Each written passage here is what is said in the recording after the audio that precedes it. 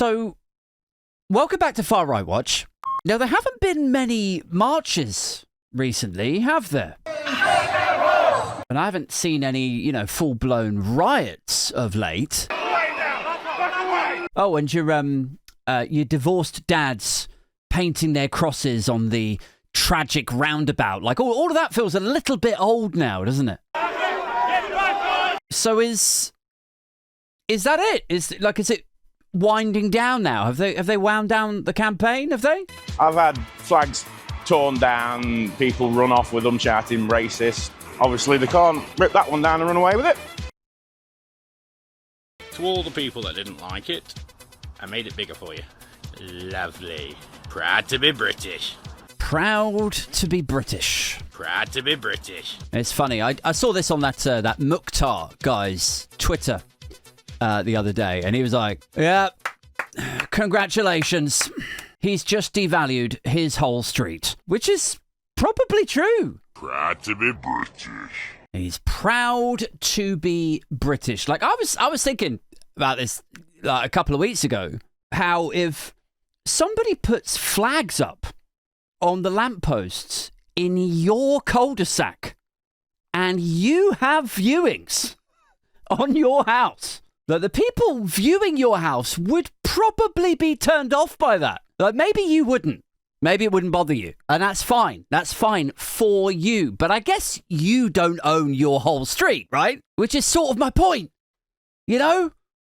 It's like it shouldn't be up to like one person's taste and their favourite flag and their favourite colours as to, how you then redecorate your entire street that you don't own. Like if you want a flag put up, then you put one up in your garden. Go and get a pole. Knock yourself out.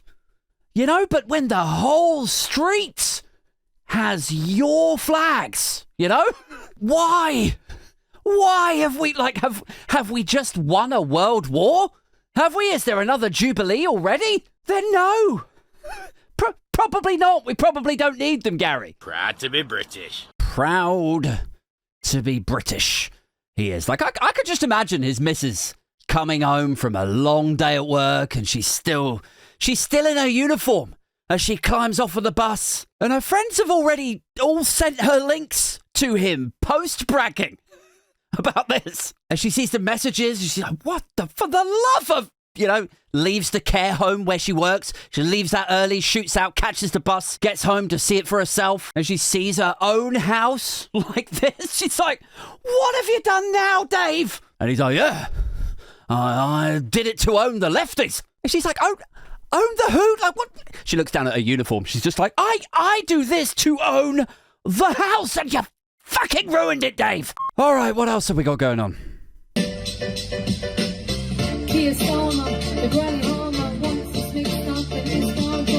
What in the Tuesday night karaoke at Wetherspoons is this? Oh, yeah, I don't I don't like this. Can we make this stop? I mean, I have actually pretty serious tinnitus, but I would rather listen to my tinnitus than this. Excuse me. Oh, yeah. Hi. Who's giving you the license to do... There's no such thing. Where's your license? Sorry? Me. Where is your license? Yes, I know this. This is the totally grassroots organisation who have somehow rented a short wheelbase van with a lift on the back of it for thousands of pounds with their custom printed high-vis logo things on and their cosplay hard hats. And what are they doing? What are they doing this time? They're putting up flags again down so like I guess this is their own street, is it? Oh my god, so you need a permit to be doing what you're doing. You're a little bit too irate for me. Yeah. Or maybe not. Putting me at risk. Excuse me. Putting these up. Sorry, are you... Calm down, please. Oh yeah. Yeah, that's good stuff. That always works. Yeah, telling a woman with a point to calm down. You're a little bit too irate for me. Excuse me. Sorry, are you... Calm down, please, please. You can see how most of these men end up divorced, can't you? Well, I mean, that and the house painting. Proud to be British. Please get Stop, back. we live here. Stop. Get rid of Take them. a Get rid breath. of them. Get rid of them. Tell you what, why don't you just take them back? Put them where you... Put them in your own bloody backyard. Why should we have them here? Have a lovely night, love. Oh, right, so it's not their street. Right, they're just vandalising another street. Are they? Okay, and it's the woman who lives here. It's her neighbourhood. Tell you what, why don't you just take them back? Put them where you... Put them in your own bloody backyard. Why should we have them here? Well, that is shocking. You know, that these guys are rocking up into somebody else's neighbourhood, somebody else's street, with their rented van lift thing. Why are you filming? Putting cameras in people's faces again. Why are you filming? Okay, so this matey, this guy here, he's basically like, look, I don't want to be on your fucking Telegram groups or have my face spread around your Facebook communities or intimidation firms or whatever. That's this guy's vibe. Okay, and it's not surprising, is it? Because, like, do you remember the Who's Really Behind the Flags video, the Far Right Watch one that we did, where they filmed the woman in the street? Let's do this one and then we'll work our way down to that one. Because she was trying to talk about, like, taking the flags down. They film her in the street outside her home and they mock her. You do realise you're all over the internet live.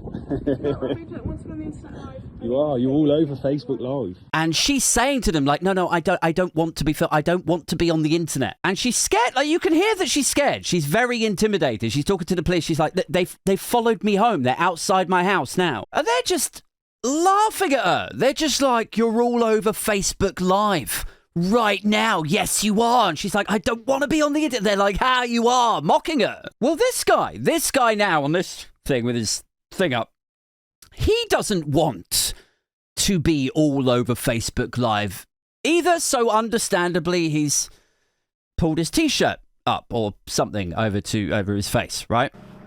Why are you filming? And then again, he's like, you know, why are you filming? What is it that why are you filming us? Why are you filming? Make a documentary. Why are you filming? Make a documentary.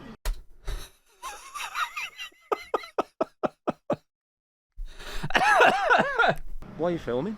Make a documentary. Like, does anyone actually believe that that's what he's doing? Why are you filming? Make a documentary. Like, this isn't intimidation? No, this isn't trying to cause people trouble? Why are you filming? Make a documentary. Like, what, this is a film student? Is it from the London Film School or something? Like, he's just behind the camera, wearing a roll neck, round glasses, long wavy hair. Are we going to flip the camera around? It's that guy going like, yes, I'm just making a documentary about the social and anthropological bent of modern nationalists. Would you do me a favour and sign the disclaimer? No, of course he fucking isn't. Why are you filming? Make a documentary. What about? About the whole situation. What about it? What about? About the whole situation. So you created a situation where there wasn't one, and the situation that you created was then so fascinating to you. You were like, oh, how did this come about? You just had to pick up your camera and start filming, start documenting. I've got it. Yeah, I understand.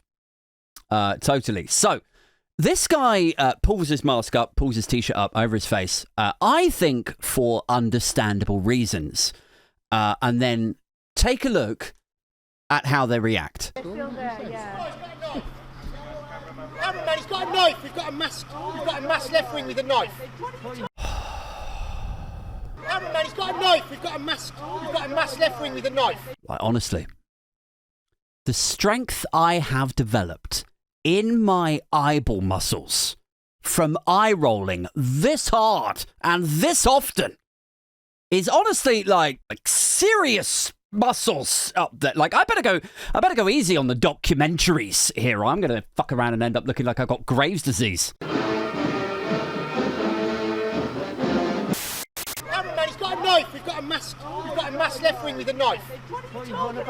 And this is what I love about right-wingers, is they call all of us, like lefties, they call us like, you know, soy boys and snowflakes. Don't they? It's like we're all cowards and softies and weaklings, I think, compared with the British lions, the patriotic fighters of the modern right. You fucking love your country then! But honestly, have you ever encountered a group of people so paranoid and scared every fucking day of their lives as the culture war right? Have you? So permanently terrified. Aaron, man, he's got a knife. We've got a mass left wing with a knife. Like whatever the moral panic is. Some refugees arrive on a boat. Oh, we're being replaced. We're being invaded. Little bit of graffiti on the tube. London is lawless. Like, you do not have to delve too deep into the more factless corners of the internet before you find some recreationally terrified hackademic or some former GB News cum independent journalist shilling their Substacks as they and their cameraman or assistant or whatever tremble with fear down what is in reality a fairly crimeless, insignificant, unterrifying city street or a bog-standard tube carriage on the underground. It's a crime-ridden hellhole in Cards, London! Just trembling as they flog you the subscription to their Substack. It's like sponsored cowardice, isn't it? Sponsor my permanent state of mental anguish here on Substack. You pick which tier and how scared I become. New videos every week, new blogs 3 times a week. Pay me to be terrified again in 5 days' time. Put a coin in the slot and hear me whimper.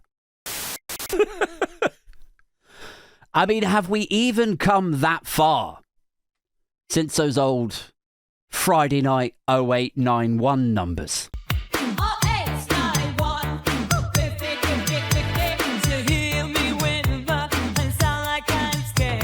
I mean, you think I'm exaggerating, but honestly, this is what they do. They read about vandalism in London, they equate it with lawlessness, they tremble with fear, they shake their way up fucking Bishopsgate, something, looking obviously scared of every corner of Carnes, London, until maybe a random black guy on his way into the office stops them down Bishopsgate. You know, he's like, are you okay, mate?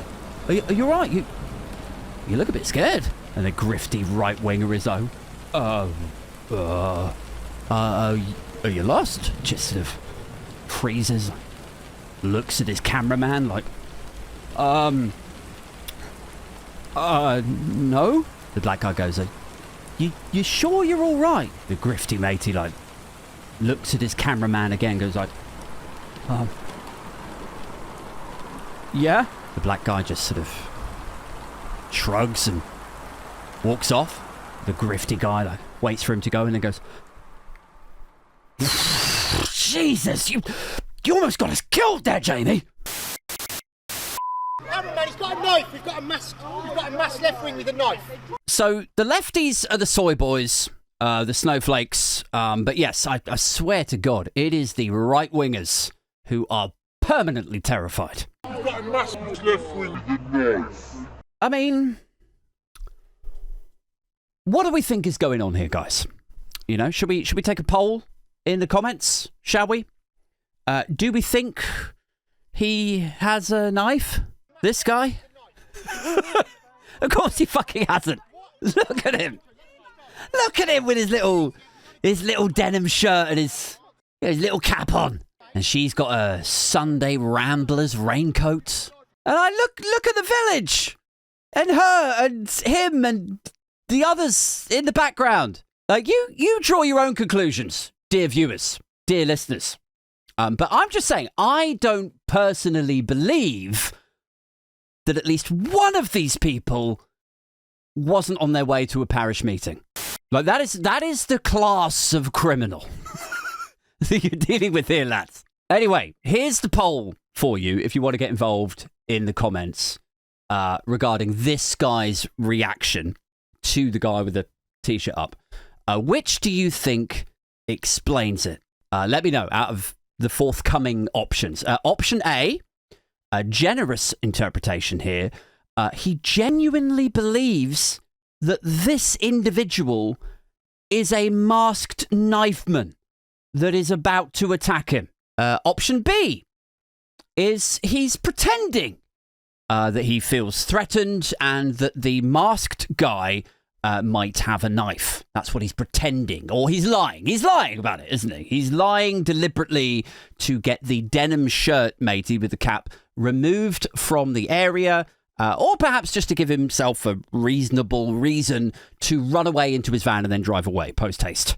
So A is he truly believes that he's in danger. B is he's lying that he's in danger. Or C, the third option. The third option is that he's just so fucking radicalized. Like, he's over here now. He's in the far, far right. He's all about deportation, flights, flags, Farage. He's right over here. He's so far over there to the right that even, like, to him, even a couple of centrist volunteers from the local charity shop or whatever the fuck it is that these people are, even they, to this guy, look like masked up leftist Antifa fucking terrorists to him. So those are your options for the comments. Which do you think he actually is? Does he truly believe that he's being threatened? That's option A. Option B, he's lying that he feels threatened. Or C is that the Overton window has just shifted this much. Let me know in the comments. Cameron, man, he's got a knife. We've got a masked left wing with a knife. Excuse me. What knife? What? We're trying to. Let's just go. Please, yeah, we want to go now. We want to go. Please don't touch me. I mean, this is how you know that you are swimming in. You're flailing around in the deep end. You're gasping for air in a tidal wave or tidal pool of disinformation, cult worship and Kool-Aid. You're just gone. I think this is when you know that that's you. Is when you're scared of people like this. We're trying to. Let's just go. Please, yeah, we want to go now. We want to go. Please don't touch me. You know, it's like, really? That guy? Over there, you know, it's like hearing like right-wingers talking about, you know, leftist Antifa murderers who celebrate death. And then you turn around and you see that they're handcuffing Neil's dad from the in-betweeners. Like, what the fuck? That guy? Oh, yeah. Yeah, bloody Antifa leftist terrorist. He's the threat, is he? Oh, yes. Yeah, very much. I mean, look at him. He's terrifying.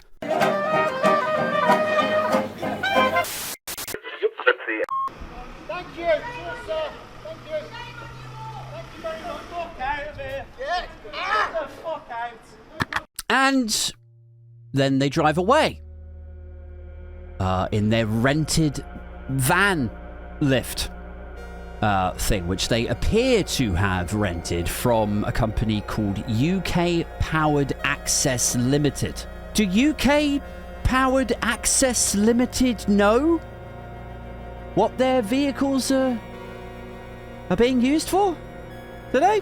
Because I think if that was me, like if that was my company, my van that they had rented to do this sort of thing, and it was my logo on there looking like some sort of, you know, fucked up main stage sponsor. Like I think I'd be upset at the brand soiling that was going on. That's just me. You do realise you're all over the internet live. You're all over Facebook Live. And even if you're not, like, you know, a lefty business owner, like even just from a fiscal perspective, just from the financials of it. I mean, let's say that the owner of UK, whatever it is, let's say that he's a bit right-wing. So, I mean, he's got a flag in the logo, right? Maybe he's a bit right-wing. If you were him, like, would you honestly feel comfortable renting out your assets to this lot? Cameron, man, he's got a knife. That's assault. We've got a masked left wing with a knife. Like, I don't know how much the insurance disclaimer would or should be for a, you know, £60,000 vehicle. But I think you have to ask yourself the question, is it enough, whatever that figure is, if this lot are driving it through lawless Britain neighbourhoods and parking it in such close proximity to all of these knife-wielding bloody leftists? And then literally we got attacked from all angles. I mean, it seems dangerous around there. Your assets might be in danger. If I were you, I would jack up the premium. Your dad's Balls. Anyway, obviously all of these videos are fun. Are you having any of these conversations with any of these people? I'll have a conversation Any with of you. these people? No, you're not. What people? You're just out there, What just do you trying to mean, spread these hate. people? And it's nice to see people occasionally push back on them. And this flag campaign and sort of public vandalism angles and the fact that they don't listen to any of the locals. But I couldn't help but wonder, as I was seeing the 4th, 5th, 6th different video clip of these same individuals, who even are these guys? Hi Grok, I was wondering if you could tell me, who are the Raise the Colours flag activists I'm seeing in this video? The activists in the video are Raise the Colours members, including founder Elliot Stanley and Birmingham co-organiser Ryan Bridge. Right. Elliot Stanley and Ryan Bridge led the flag installations in Sturchley, Birmingham, after locals tore down their earlier displays. Ah, yeah.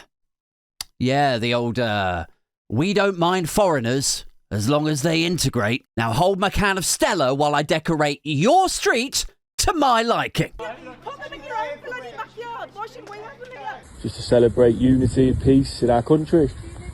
No. We're joined now as the founding member of the Operation Raise the Colours movement, Elliot Stanley. Elliot, So we know who Elliot Stanley is. you're well used to being called a Nazi, you're well used to being called a fascist and a racist, but to be called a nonce? But who's this Ryan Bridge, matey? British businessman linked to £40 million holiday sickness scam is named by cops. Of course. Ryan Bridge flags Birmingham. What's this? Red Flags, the non-existent company behind Birmingham's Union Jacks? Okay, so this is from a site or a publication called The Dispatch, and they say lots of people are claiming to have started Raise the Colours as a campaign. They say Andy Currian or Andy Saxon, and we've talked about him before on the last video about this. The Weoli Warriors was another group. Okay, and then we've got these guys, and they both appear on a GB News interview in which they emphasise that this is nothing to do with far-right movements. And the journalist writing this piece, she's referencing the GB News video. Okay, so she says, he says it's nothing to do with far-right, and then Elliot Stanley nods in agreement. She says, at the start of the segment, Martin Daubney, GB News host, GB News presenter, and of course friend of the show, Martin Daubney introduced the pair, Elliot Stanley and Ryan Bridge, as the co-founders and company directors of Raise the Colours. Right. So that's who they are, company directors of Raise the Colours. And then Birmingham Dispatch say on their tweet thread about this, Bridge is a director also of a no-win, no-fee accident claims management company. Okay.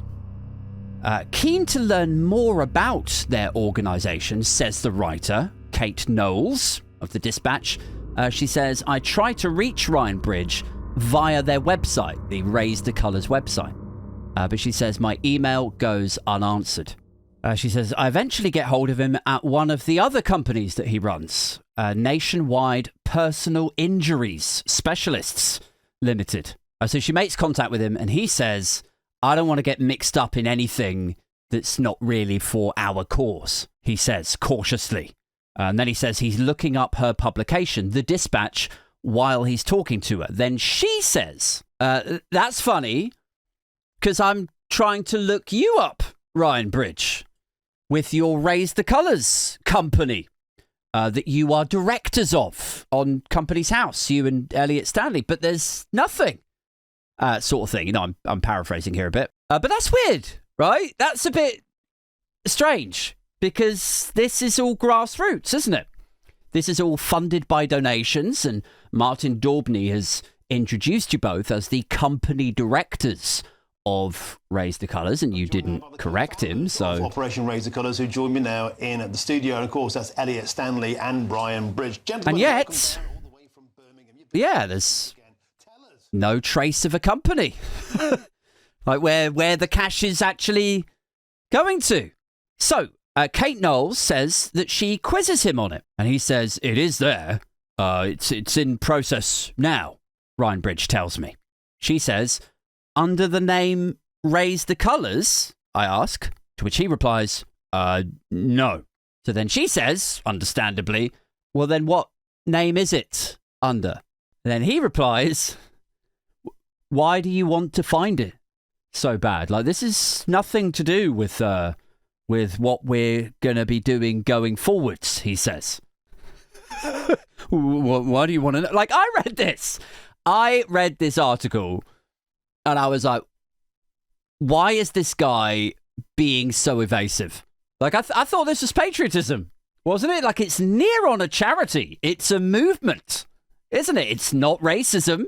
Definitely not. So we went back out there on the raisethecolours.org wagon. And I'm sure it's not a scam or a grift, because I can't see any holiday like accommodation tickets or a Substack link anywhere, so it can't be one of those. So if it's all grassroots and it's essentially a charity or like political donations, it's a movement, like why would you be so opaque about it?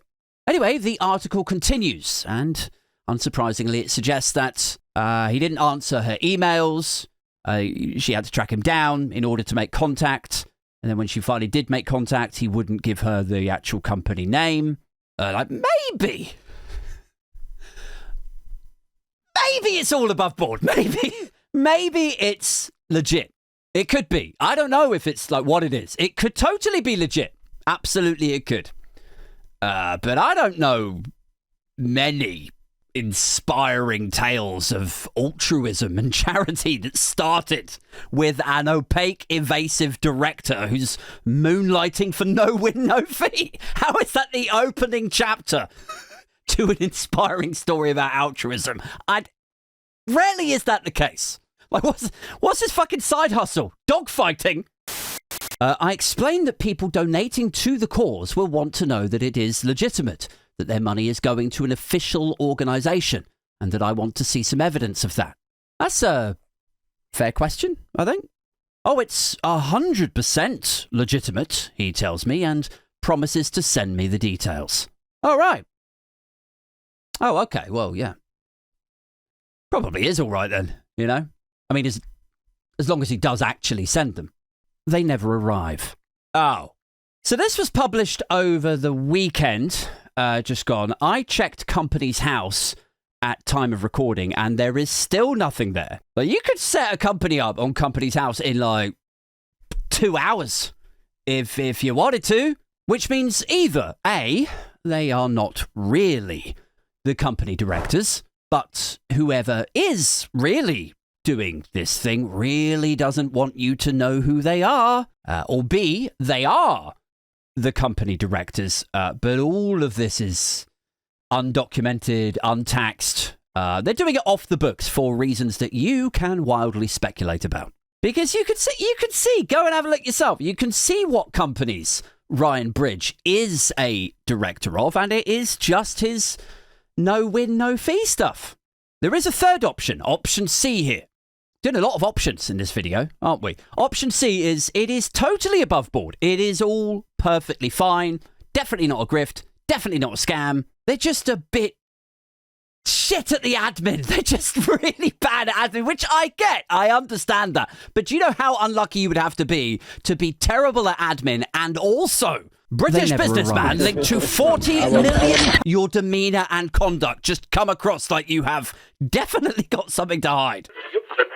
Now, I don't know what the truth is. It could be above board. It could be, it's fine. Like, if it comes out that it is totally fine, I will cancel this video. I will delete it. I will retweet and pin comments to make sure that you are all kept abreast of developments. If you want things in relation to this story given to you, like, as soon as they develop, I would encourage you to go and give a follow to Kate Knowles and The Dispatch, on whose work I have based a lot of what I'm saying today. I'm sure that they will keep you abreast of the latest developments as they happen. But in the meantime, guys, that's it for this one. I've got to go. I'm a little bit late for something. I thought that in the spirit of activists barging into people's neighbourhoods and vandalising property that they don't own with their favourite flags. Put them in your own bloody backyard. Why should we have them here? Just to celebrate unity and peace in our country. No. Well, in that spirit, I figured I would give their little rented transit lift thing a little rebrand of my own. Peace. Have you seen the state of your van out there, love? Oh, I don't believe it!